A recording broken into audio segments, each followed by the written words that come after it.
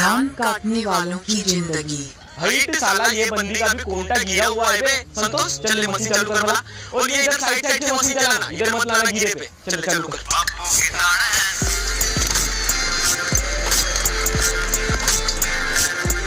प्रभात इस बार अगर मशीन ने साथ दे दी ना तो नागपुर में 4-5 एकड़ का प्लाट लेता हूँ सीधा। पहले पेट्रोल की उधारी तो दे दे। चल रही मशीन। सगळ्या बिस्कुट चलाने प्रभात चला तू मशीन चला तू बैठ संतोष आता एक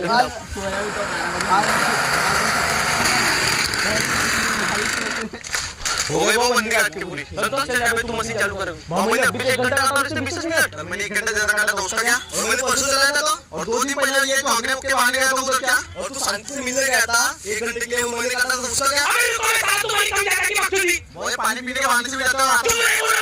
अबे फोन पे